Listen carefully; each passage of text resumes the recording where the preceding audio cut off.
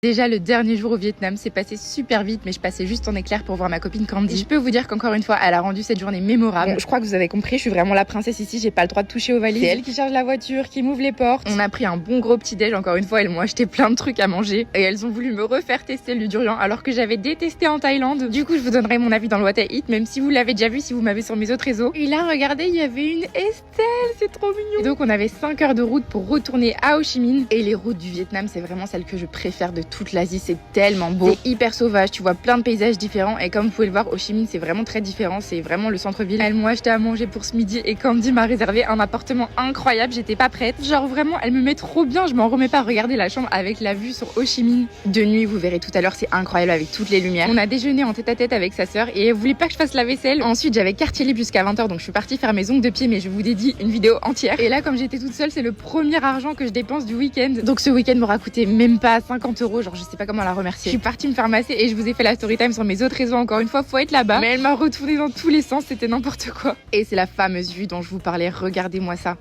C'est incroyable. Je me suis préparée en vitesse parce que je suis hyper en retard et Candy m'a encore fait un cadeau. Je sais pas comment c'est possible d'être aussi généreuse et bienveillante, je l'aime trop. Encore une fois, ce soir, j'avais une surprise, je savais qu'on sortait mais je savais pas où. On a été manger un feu et elles m'ont ramené dans un endroit incroyable. Regardez la taille de la boîte, elle est gigantesque et je vous en avais déjà parlé la dernière fois que je suis venue à Ho Chi Minh, mais les boîtes au Vietnam, c'est n'importe quoi. Genre vraiment, ils savent tellement faire la fête et surtout leurs musiques sont trop bien. Moi qui adore la techno, c'est un peu de la techno mais vietnamienne, c'est un peu différent de chez nous. Et dans beaucoup de bars, boîtes, il y a des danseurs, des danseuses, des spectacles. Et genre à un moment, je lève la tête et je vois Spider-Man. J'étais pas prête. Et ensuite, on s'est rendu dans la rue que j'appelle la rue des problèmes. En gros, c'est la rue où on s'est rencontrés avec Candy. Donc on est retourné dans le bar où on s'était rencontrés. J'étais hyper nostalgique et j'ai revu tous les gens que j'avais vus il y a 6 mois. Genre cette petite fille, j'avais craqué sur elle. On a été dans le bar où la dernière fois j'ai fait des dingueries. Je vous renvoie au vlog de il y a 6 mois. Mais cette fois-ci, j'ai été très sage et j'ai à peine eu le temps de dormir 1 heure parce que je pars en Corée du Sud.